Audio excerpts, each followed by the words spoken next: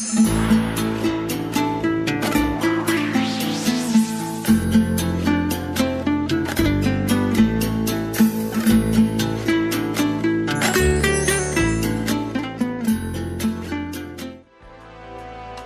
халқының қайсы бір қанатты сөзі де терең даналықпен пайымдалған. Ұядан не көрсең, ұшқанда соны ілерсің деген қағиданың да сол зерделі ойдан, өмір тәжірибесінен алынғаны белгілі. Қойнауы құтқа, кеудесі қазақы рухқа толы Жалпақтал өңірінде дүниеге келген бүгінгі кейіпкерімізді жайық жұртшылығына таныстырудың өзі артық болар. Мұғалімдер отбасынан шығып, ата-ананың тәлім-тәрбиесінен өміріне мол азық алған Ерсайын Қадырұлының педагог мамандығын таңдауына да ықпал еткен Асқар Таудай әкесі мен анасы болатын.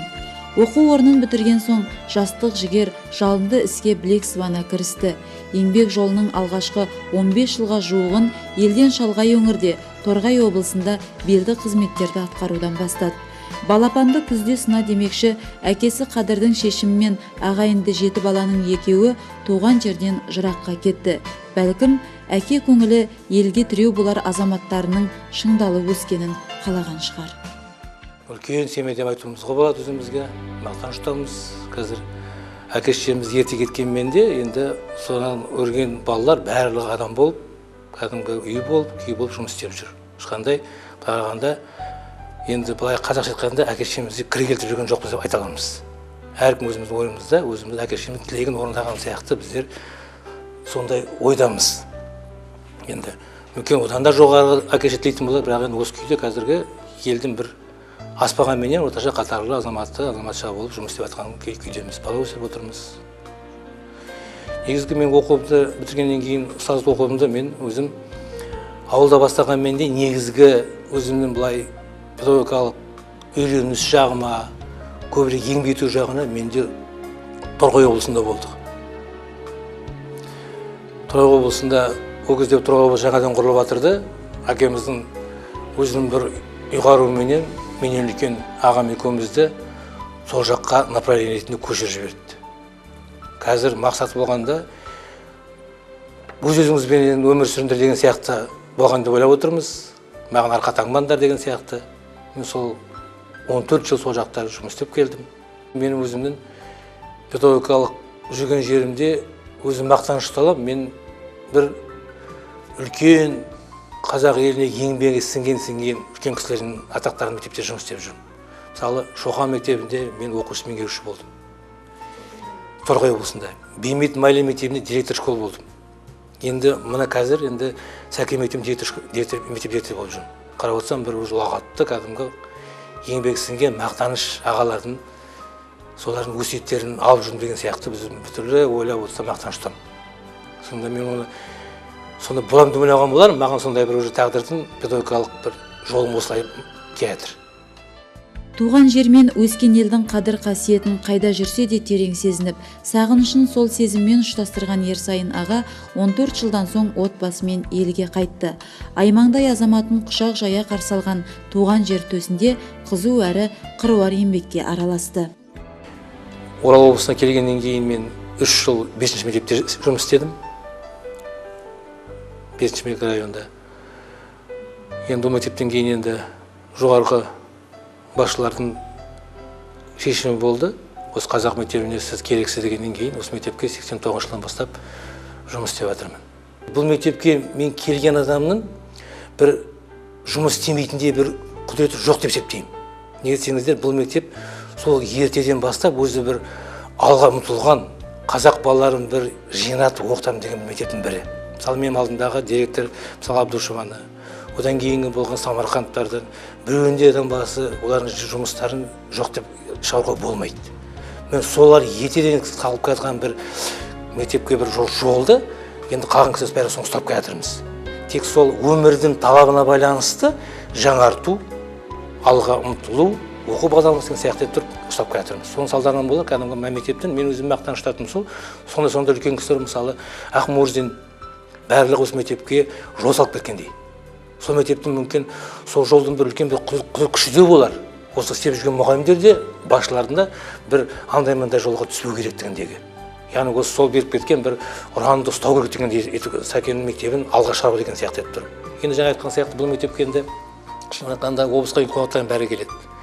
Бұл енді қонақты келгеннен кейін де қонақты облыс басшылары болсын барлығы бір үмітпен алып келеді. Сондықтан үмітті ақтап отыру үшін де керек қой келген. Мысалы елбасы Назарбаев келіп кетті. Ол мектеп коллективі үшін үлкен қуаныш. Ол біздің Орал жайық үшін үлкен қуаныш. Енді сондай мектепке жеткеннен кейін осындарға қарап осыны нығайтуға тырысамыз. Жаңа айтамын, бұл барлығы енді бұл жаңарудың барлығы өмір талабы. Адам жанының инженері өзі біліммен сусындатқан шәкіртін терең зерттеп, зерделейтін абзал жан мұғалім. Ал мұғалім мектептің жүрегі деген қанатты сөз де текке айтылмаған. Қазақ балаларына білімнің сәулесін төккен бірден бір қара шаңырақ қаламыздағы Сәкен Сейфуллин атындағы нөмірі 11 мектеп. Алғаш жай ғана қазақ тілді мектеп болып ашылған білім ордасының жыл сайын білім жүйесіндегі талаптарға жауап бере алатындай түрге енуі әрі гүлденуі де Ерсайын Қадырұлының еңбек жылдарымен тығыз байланысты. Бұл мектептің бір өзінің бір салып қойған қара жолы бар. Сол жолмен енді біздер сол жолға жүруіміз керек, соны нығайтуымыз керек деп мысалы өз басым ойлаймын. Қазір айтқанда 723 баланың тек қана 200 баласы ауылдың баласы. Қарап отырсаңыздар, сонда 70%-ның ішінде қаланың баласы. Біз негізгі 70%-ның ішінде ауылдың мектебі болуымыз керек қой. Мен осыдан кейбір ата-аналарға да мен айтатындарым сол, бізге ауылдың балаларына көбірек орын беріп, қалада қазір қазақ мектептері ашылды, кішкене аз ба көп па, мектептің талабына сай келмесе, басқа жай мектептерге алып барып оқытуға деген бізге олар түсінсе, біз ауылдан дарынды балаларды іздедік. Ауылдың дарынды балалары көп. Көбінесе ауылдың дарынды балалары мына ауыз әдебиетке, өнерге деген көбірек құштарлы. Мысалы жаңа айтып отырса, біздің мектебімізде енді кешен болғаннан кейін өнер мектебіміз бар. Бұл ауылдың балалары үшін өте керемет. Мысалы өнер мектебі жаңағы шетел айтып кеттім, мұрагер бағдарламасын бізде енгізіп отырмыз. Мұрагер бағдарламасы біздің республика бойынша бұл бағдарламаны енгізіп өзіміз тауып сұрап енгізіп отырмыз. Біздің баламызға бірінші класстан бастап баламызға домбыра үйренеді. Мысалы ақсақ киік күйі қайдан шыққан, ақсақ киіктің атқандығын, ақсақ киіктің ақсағандығын, құлағандығын бала соны сезіне отырып барып тұр домбыра ойнаған. Одан шыққан бала тек қана таза сезім тал бала болмаса деген ойдамыз. Міне осыдан мінекей жаңалық деп айта алуға болады. Мысалы біздер ағылшын тілін 2094 жылдан бастап кеттік. Мемлекет ағылшын тілін бастағаны 5 жыл болды. Біздің қазір бастауыш класста ағылшын тілі 3 сағаттан оқылады. Міне осының салдарынан болар, біздің балаларымыз қазір 7-ші класстың балалары математика сабағын ағылшын тілінде өтіледі, меңгеріп отыр. Мені қарап отырсаңыздар.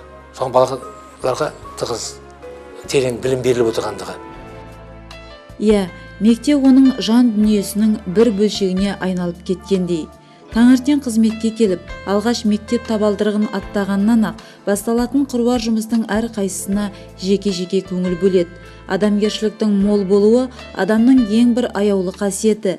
Сондай ізгі қасиеттерді кейіпкеріміздің әр ісінен, әрбір жанмен сөйлескен қарапайымдылығынан аңғаруға болады. Ұлтымыздың құндылықтарын дәріптеу мен насихаттау туралы да өзіндік ой айтқан ағамыздың пікірінде шындықтың бір ұшығы жатыр. Біздің мектебіміздің өзінің программасы деп айтарымыз бағдарламасы бар. Яғни 21-ші ғасырдың адамын ұлттық тәрбиеде дайындап шығу. Әлемдік. Мен мысалы өзім қазақ болғанмен де қазағымды мойындаймын, мен қазақ екенін мойындаймын. Бірақ біздің кей уақытта құртайда болса, мына кішкене мектептің балаларынан кетіп қалатынымыз бар. Мен Наурыз мейрамдарын мына мүмкін түсінуім қате болар. Мысалы көже пісіріп, бас ұстап, мектептерде әртүрлі тұсаукесер сияқты іс-шаралар қолданады. Мысалы, бұл іс-шара жалпы айтқанда адамның өзінің жан ұясында, семьясында әке-шешеден алатын тәрбие болу керек. Біз осыны әлемдік жағынан көрсетуіміз керек. Мысалы, мен осы күнге дейін ойымда біздер әлі Наурыз мейрамын өткізетінде бізде үлкен бір нұсқау жоқ елімізде. Осы маған қинайды. Мысалы, биыл аз болып біз мектепте өткіздік. Мектеп бойынша. Мектеп осының Наурыз күйімен көлемді сәндетіп өткізбесек, ол жайлап балаларға да айтқанда біздің білмейтініміз мүмкін бізге де мүмкін бұны үйретпеген болар. Ол кезде мүмкін заман басқаша болған болу керек. Кеңе заман болды. Сондықтан мен өзім қайғы үстінде қазақ екендігімді ұмытпауым керек деп біздер басқа елдің алдында да өзіміз сол шығатын биіктен көрінетіндей адам болуымыз керек қой. Біздер болашақтарына кішкене аз ба көп па қазақ мектептеріне керек әлде де тұрғыда. Біз мысалы қазақ өнер мектебімен көп біздер айналысамыз. Мысалы біздің мына өнер мектебінде бар, өнермен жұмыс істейміз. Мен ол мұғалім өнермен жұмыс істеп айтуға хақым жоқ. Олар киіз тоқиды, шеге тоқиды, әртүрлі аппликация істейді, өнермен жұмыс істейді. Керек нәрсе. Енді мысалы осындай нәрселерді біз орынды беріп отырсақ деген сияқты мен өзім ойым. Бұл енді әркімнің өзінің ойы ғой. Ерсайын Қадырұлы қаламыздағы республикаға танымал қазақ мектебін 20 жылға жуық басқарып келеді. Әріптестерінің белсенді жұмыс істеуіне үлкен көмек бере отыратын қасиеті, талап қоя білу мен жауапкершілікті жүктей білудің шебері. Биікте озық ойлы, білігімен білімін және басшылық қызметін қоса арқалаған кейіпкеріміз туралы айтылған әріптестер әңгімесі де мақтаныш сезімге толы. Педагогтық қызметі бар. Онан кейін мынау үлкен ұжымды, облысқа белгілі, республикаға белгілі үлкен ұжымды басқару қасиеті бар. Жалпы қай жағынан қарасаң да бұл азаматтан үлкен өнеге алуға болады деп ойлаймын. Адамгершілік мәселесі жөнінде айтар болсам, жалпы енді мұғалімдер де адамдар, олардың да жаны бар, олардың да қайғы қасіреті бар, қуанышы бар, табысы бар. Осының бәрін үлкен психолог ретінде байқайды. Мысалы біздің мектепте бір қалыптасқан дәстүр, таңертең біз оқушыларды, мұғалімдерді барлығын сабақтың алдында қарсы аламыз. Осы кезеңде қандай мұғалім қандай күйде келе жатыр? Оқушының жүріс-тұрысы қалай? Мұғалімнің сабаққа әзірлігі, жұмысқа қабілеті қандай жағдайда келе жатыр? Соның бәрін таңертең байқап тұрады. Және жиындарда мұғалімдермен пікірлескенде де осы мәселесіне өзінің жете көңіл қоятындығын, сонан үлкен қорытынды шығаратындығын, және ол шығаратын қорытындыларының әрқашанда дұрысқа соғып жататынын өзі де айтады.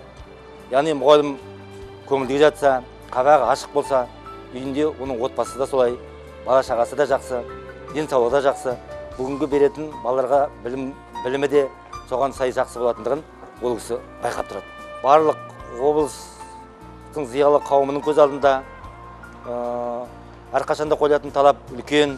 Осы талаптардың бәрін орындау үшін әрине біздің мектепке дәл осы кісідей басшы қажет болған болар еді деп ойлаймын. Ерсайын Қадырұлымен бірге 18 жыл жұмыс жасап келем. Бұл кісінің жұмысқа ерекше қабілеті, талабы бар деп толық айтуға болады. Оған дәлел оқу процесіндегі жаңалықтар, мектептің ішкі сыртқы безендірулері бәрі осы кісінің басшылығымен жүзеге асып отырады. Ерсайын Қадырұлы талап қойғыш, оның орындалуын қадағалайды. Осы қасиетімен ол нағыз педагогқа лайық деп есептейміз. Мен өз басым, егер мұндай талап қойылмаса, мектеп республикаға белгілі мектептердің қатарынан көрінбеген болар деп есептеймін.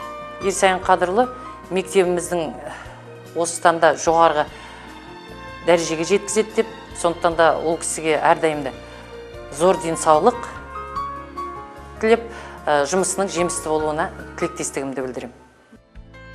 Осындай жанның айналаға төгер шапағаты, берер жылуы талай шәкірттің жүрегіне шуақ болып құйылып, өмірге өзгеше көзқарасын қалыптастыратынын сезінудің өзі бір ғанибет секілді. Ол кезде қазақ мектебі, жалғыз ғана қазақ мектебі болды Сәкен атындағы. Мынау қазіргі 27-ші мектеп біздің мектептен бөлініп шықты. Сол мектептің аяғынан тұруына бұл кісі басшылық етті. Тіпті мектептің тең жартысы сол мектептен оқып, мұғалімдер барып оқытып, қазір алдын қатарлы мектептердің бірі болып жүр. Соған да Ерсайын Қадырұлының қосқан үлесі зор. Енді ол кісінің бойында үлкен адамгершілік қасиет бар, әкелік қасиет бар. Қай қасиетін алсақ та бала келген жас мұғалім барлығы да ол кісіден үлгі ала алады. Әсіресе ауылдан келген балаларға интернатта барлық жағдай жасап қойды. Біздің балдар үшін барлық жағдай жасалынған. Ағайдың бойындағы тағы бір үлкен қасиет, мынау адам бойындағы адами қасиет, имандылық, иманжүзілік, өзінің тіліне деген құрмет көп кездеседі. Әсіресе мына жоғары кластың балалары ол кісінің жүрген жүрісінен, тұрған тұрысынан, сөйлеген сөзінен үлгі алады. Ол кісі әрбір адамға үлгі. Көрген нәрсенің барлығын айта алады, сынды айта алады, мінді айта алады. Бірақ сол сыннан біз жүрген оқытушылар қорытынды шығаруға тырысамыз. Мен өзім осы мектептің түлегі болам. Яғни Ерсайын Қадырұлын оқушылық кезден мектеп қабырғасынан білемін деп айта аламын. Ол кісінің біз мектепте оқып жүргенде әрбір оқушыны жеке біліп, толықтай танып, әрқайсысымен өте жақын түрде араласып, үлкенмен үлкендей, кішімен кішідей қамқор болып, әкесіндей болып, қамқорлық көрсетіп жүретіні бізді таңғалдыратын еді. Ол енді мектеп бітіріп оқу орнына түсіп, ұстаздық жол таңдағаннан кейін де осы мектепке көзім оқыған қара шаңыраққа қазіргі уақытта жұмысын жалғастырып жатырмын. Енді кезінде өзіме сабақ берген ұстаздарыммен қатарлас еңбек ету мен үшін үлкен бақыт деп ойлаймын. Соның ішінде осындай Ерсайын Қадырұлы сияқты тәжірибелі ұстаздардың көмегі көп тиеді. Ол кісінің басшы ретінде жас мамандарға үйрететіні өте көп. Ең басты қасиеті мен үшін ол өте қарапайымдылығы. Яғни білмейтін жерімізді үйретіп, бағыттап, біздерге үлкен сеніммен қарап, кез келген істі жауапкершілікпен орындауға баулып отыратындығы. Осы жағынан Ерсайын Қадырұлына мен әзір тең келетін кісі бар деп айта алмаймын. Осындай жақсы пікір жарасымды сыйластықтың толастамағанында жақсы. Ұзақ жылдан бері ұрпақ тәрбиесі үшін еселі еңбек еткен ардақ тұтар азамат, парасат пайымы жоғары жайсаң жан, білікті басшының еңбегі де ескерусіз қалмады. Ерен еңбегі үшін Ыбырай Алтынсарин атындағы және құрмет белгісі медальдарымен марапатталды. Сол әрбір марапаттың соңында еселі еңбектің ізі жатыр. Осындай өнеге өзімен үзеңгілес жандардың еңбегімен де бағаланған шығар бәлкім. Бүгінде зейнеткерлік жастағы біраз әріптестерінің жетістігін шынайы көңілмен мақтана айтқан кейіпкеріміз әр мұғалімнің өз ізі бар дейді. Ал мұғалім мен ұстаз болудың арасындағы екі үлкен жолдың өз түсінігі де бар. Мен кішкене аз болып қаталдығым бар. Енді қатал болмаса болатын болмай кей уақытта. Бірақ қаталдық болғанмен де соның артынан түсетіндей менде ондай мінез құлық жоқ. Кезінде айтып, кезінде соны шешкенін жақсы көремін, оны корректеп, оны жақсы біледі.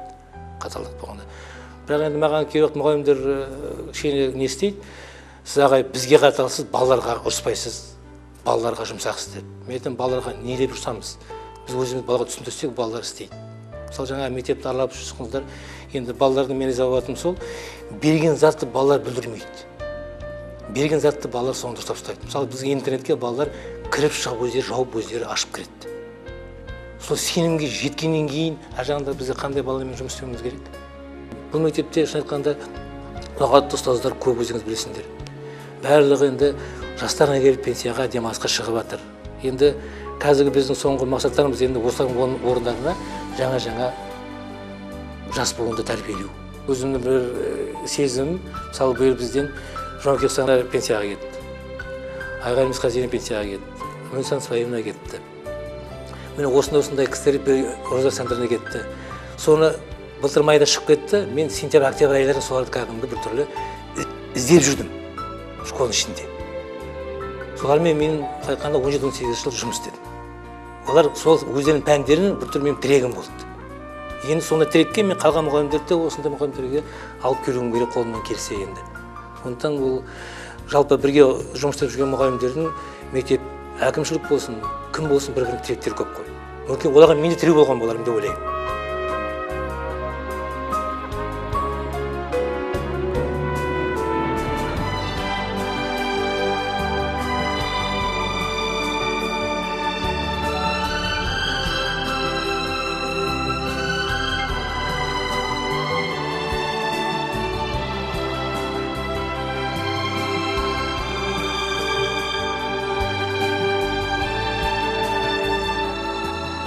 Мұғалім білім беруші.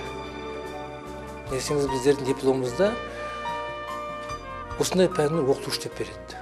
Оқытушы аты мұғалімдір. Ұстаз, атыранда ұстаз, анада ұстаз болу керек қой. Жалпы, басшы да ұстаз болу керек.